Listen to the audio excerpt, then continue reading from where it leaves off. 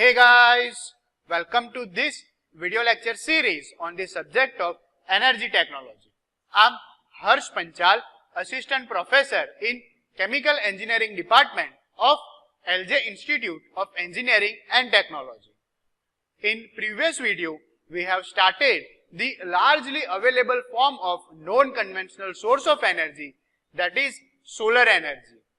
Well, in which we have seen how this solar energy reaches the earth's surface, and we have seen what are the different type of solar energy. Well, if you have missed that video, you can find it in the I button over here. Well, we have seen two different type of solar radiation.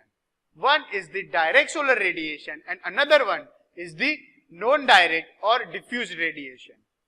Well, the beam radiation or direct radiation is the radiation that has been not absorbed or scattered and it reaches the earth's surface directly. So here in the image you can see that around 49% of total solar radiation is being received by the earth's surface directly, since it is not been discarded or reflected by any dust particle or water vapor that is being present in the earth atmosphere. Well, the diffuse radiation can be defined as the radiation received from the earth after its direction has been changed by the reflection and scattering by the atmosphere. So the rest of 59%, the radiation received by the earth's surface is the diffuse radiation, since its direction has been changed by the absorption, reflection or scattering by different dust particle, water particle and gases present in the earth atmosphere. Now let's see some of the terminology that is used in the solar radiation as irradiation. Well, the irradiation can be defined as the flux of radiation energy per unit area. So it is nothing but the flux and its unit is watt per meter square. So it is nothing but the energy per unit time per unit area, that is known as the flux, or we can say that the solar constant. So it informs about how much radiation is being falling on the earth's surface. Basically it tells about the flux of radiation. The second definition is insolation. Well, the amount of solar radiation reaching the earth's surface or the given area is known as insolation. Its unit is joule per meter square. So basically it is energy that is in the term of joule, while the irradiation is the flux. So basically actinometer are used to measure the heating power of solar energy. So in order to measure the solar radiation, we utilize the actinometer. Well, there are two different type of actinometer as pyranometer and pyroheliometer. We will understand the working of both measuring instruments. Well, the pyroheliometer are the devices that are utilized for the measurement of beam or the direct radiation. So here in the image you can see that typical instrument for the measurement of direct radiation.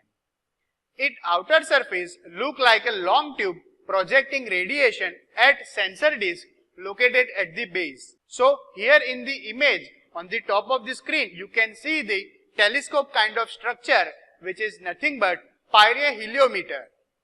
It is basically made up of tube kind of a section. On the top of this tube the solar radiation is being received and it is sent to the disc which is located at the base. So the inside view of typical instrument is in the figure on the left hand side. Inside it, the two metallic plates are arranged in such a way that one plate receives the solar radiation while other plate is shaded, so it does not receive any solar radiation.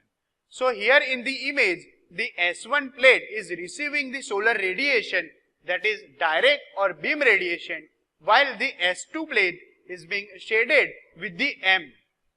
So it does not receive any kind of solar energy. This shaded plate, that is S2, is now heated electrically until it is at the same temperature as an exposed plate is. So what we do is, we supply electrical energy to the second plate which is shaded and increase its temperature to match the temperature of S1 plate which is exposed to the solar radiation. The energy used for heating is equal to the absorbed solar radiation. So the amount of energy we will utilize to increase the temperature of shaded plate is equal to the energy absorbed by the S1 plate from the solar energy. The energy used for heating is equal to the absorbed solar radiation. The energy H of direct radiation is calculated by H is equal to K into I square, where I is the heating current in ampere. So this is how one typical pyroheliometer works.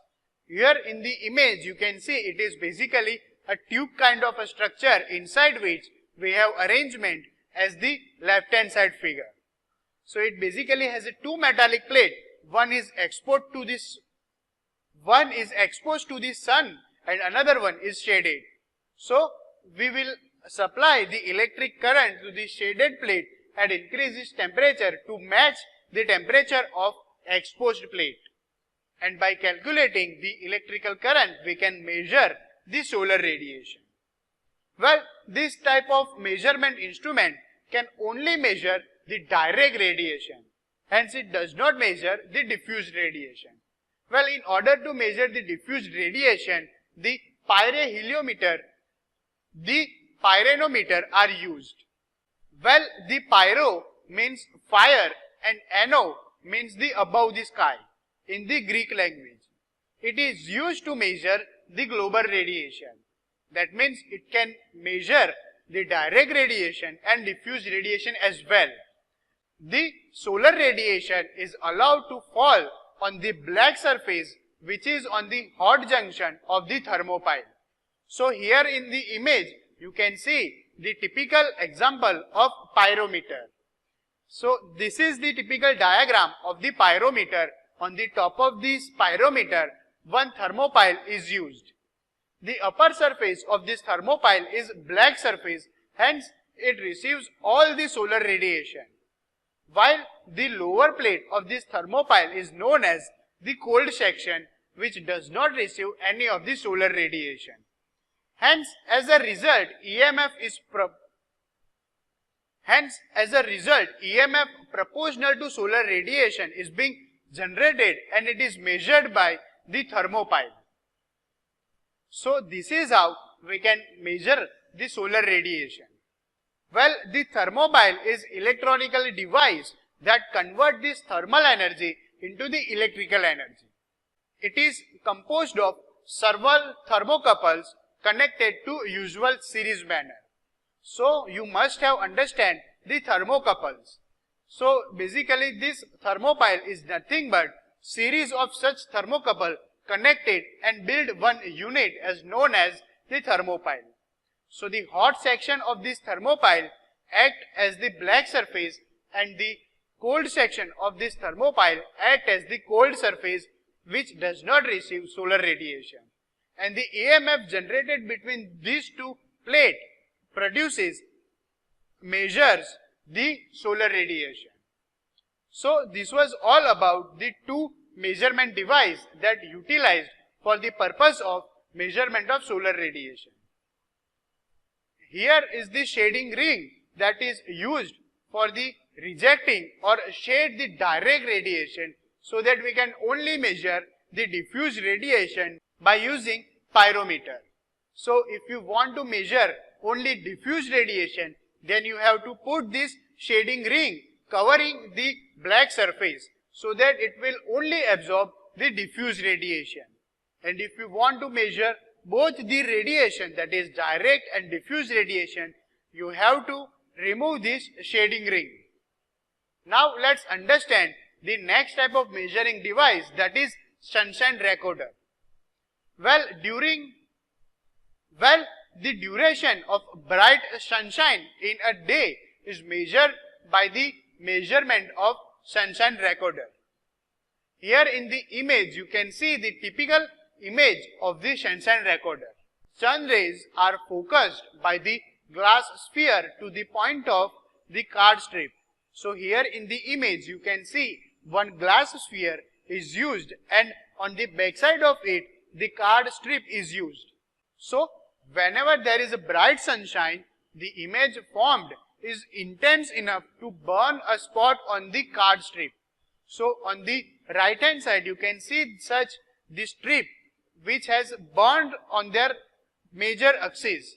So whenever there is a bright sunshine enough to burn this strip focused by this sphere of glass, we can measure how much duration of the day we can get this sunshine.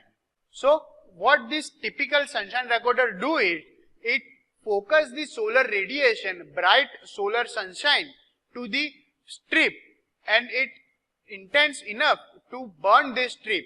So on the right hand side you can see such strip has burned mark, so that during that particular time the sunshine was available and the leftover part where the sunshine was not available.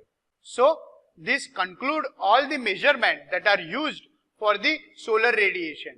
We have seen the pyroheliometer, then we have seen the pyranometer and the sunshine recorder. Well, this measurement of solar radiation are very important for the exam point of view.